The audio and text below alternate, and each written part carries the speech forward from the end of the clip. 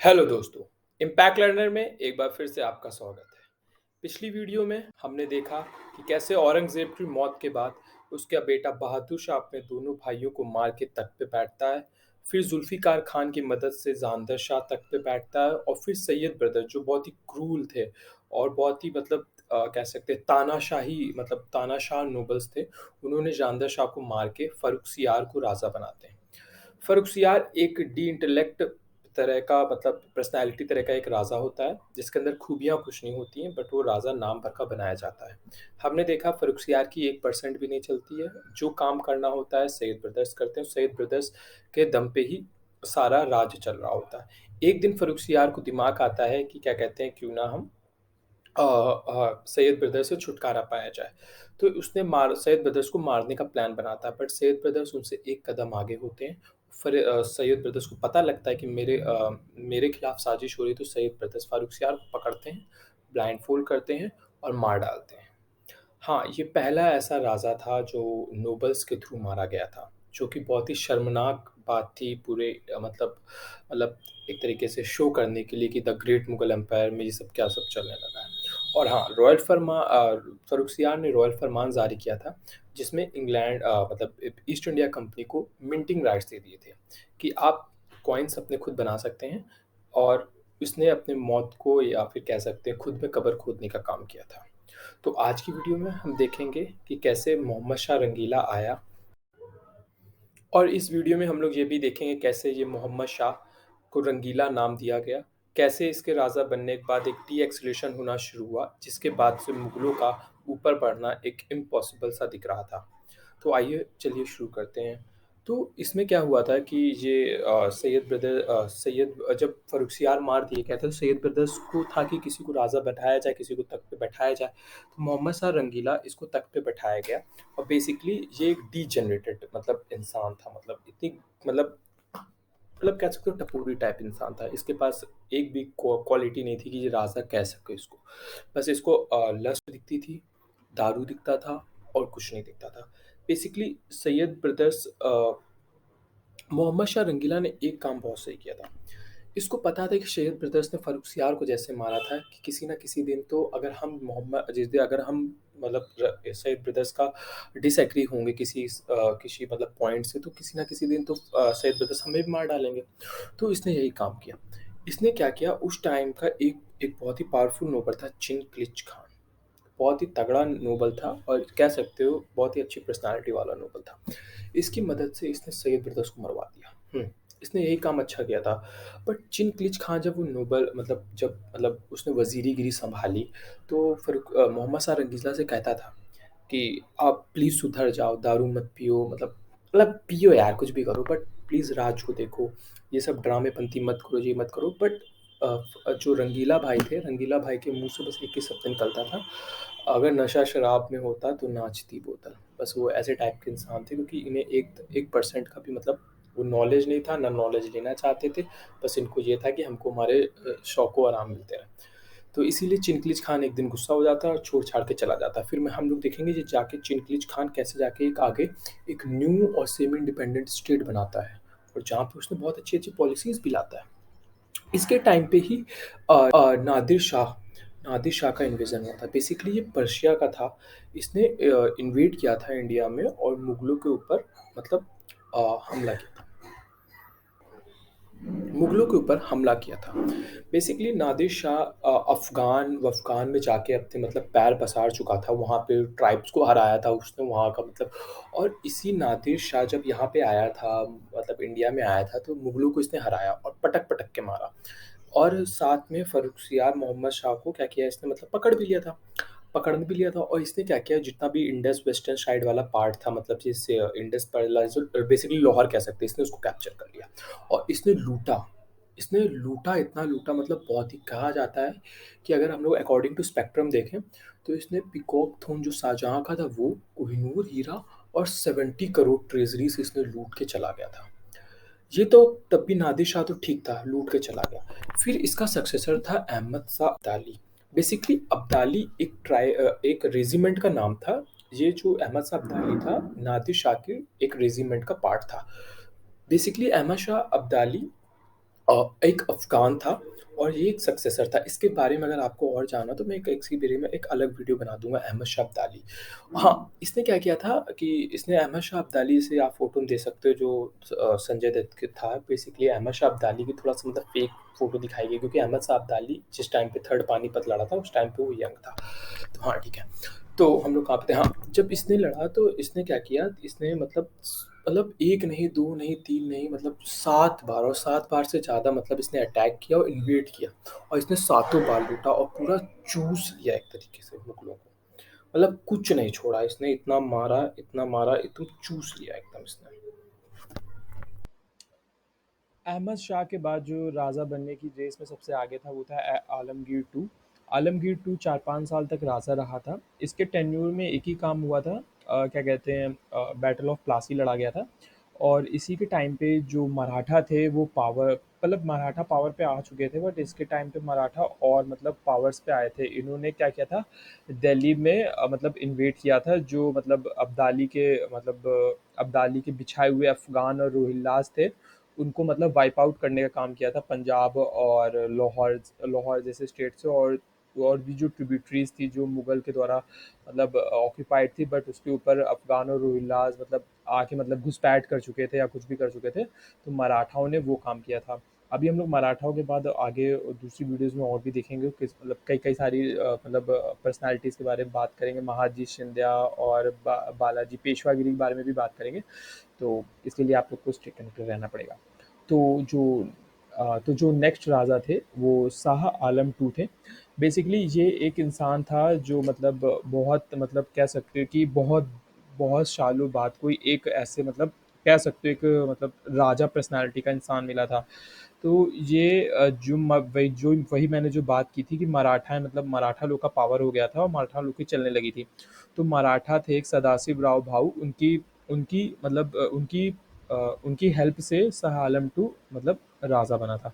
ठीक है, तो इसने क्या किया था, इसके टाइम पे ही मतलब मतलब दो दो बैटल्स लड़ी गई थी, बैटल्स लड़ी गई थी बेसिकली बैटल ऑफ बक्सर जो 1761 में लड़ी गई थी, और नहीं 1764 में लड़ी गई थी, और बैटल ऑफ पानीपत जो 1761 में लड़ी गई थी। ठीक है, तो तो यार जो बैटल पानीपत हुआ था उसमें क्या गया था, अब्दाली ने मुगलों को मतलब एक्साइल कर दिया था, मतलब अपने ही मतलब उनके ही राज्य से मतलब भगा दिया था, मतलब और हटा दिया था।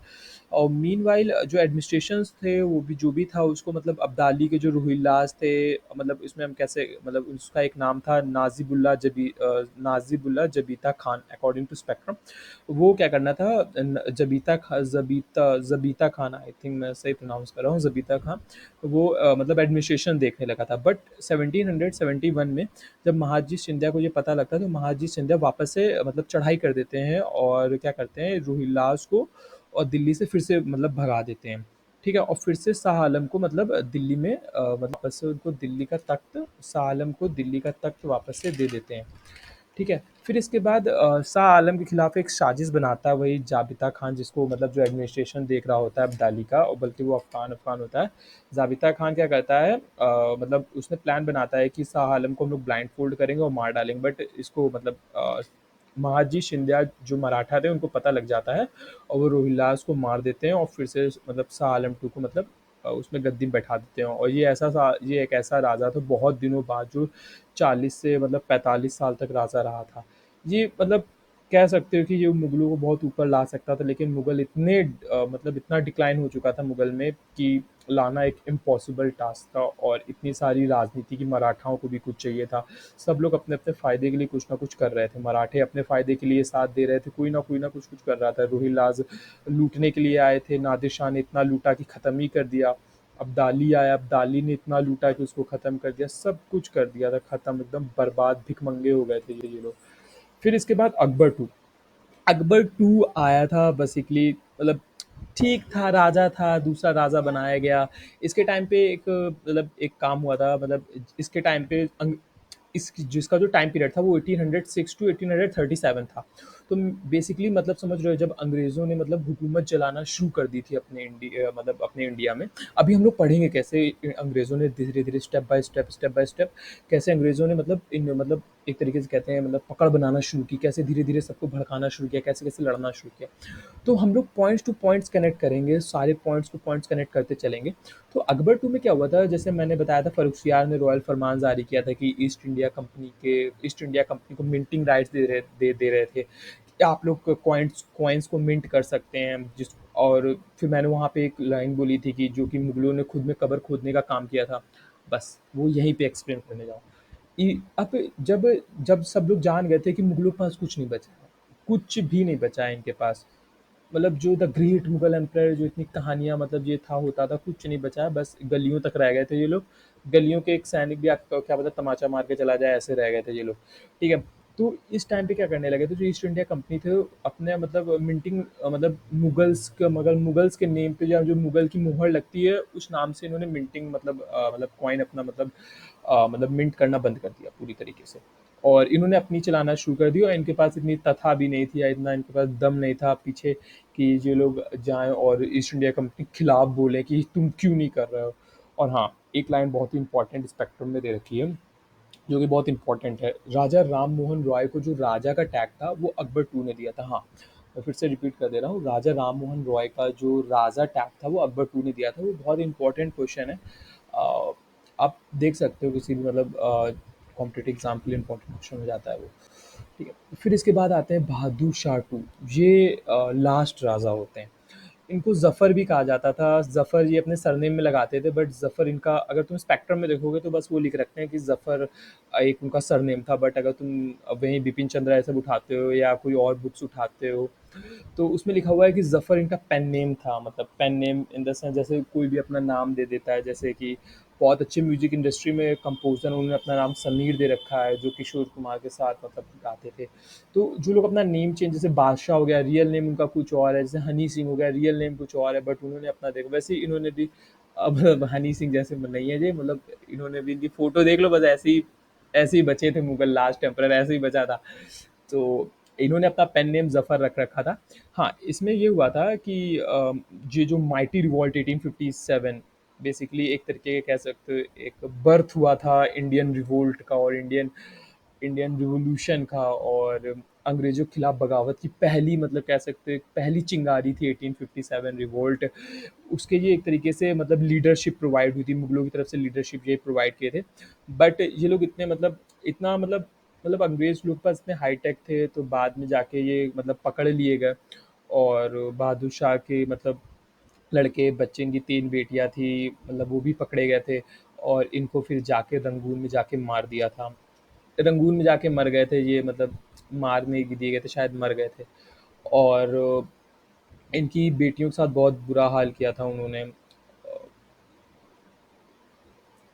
और जब ये मरे इसके बाद कहा जाता है कि मुगल एम्पायर मतलब केम टू एन एंड हो गया था। मतलब एक मतलब 1 नवंबर 1858 में डिक्लेरेशन और मतलब डिक्लेरेशन ऑफ क्वीन विक्टोरिया हो, जिसमें बोला गया था कि ऑफिशियली अब मतलब इंडिया में ईस्ट इंडिया कंपनियों का मतलब बोलबाला रहेगा, क्योंकि अब मुगल्स बचे नहीं थे, कोई बचे नहीं थे उस टाइम तक। मराठा वराठा सब मतलब सब खत्म कर दिए गए थे।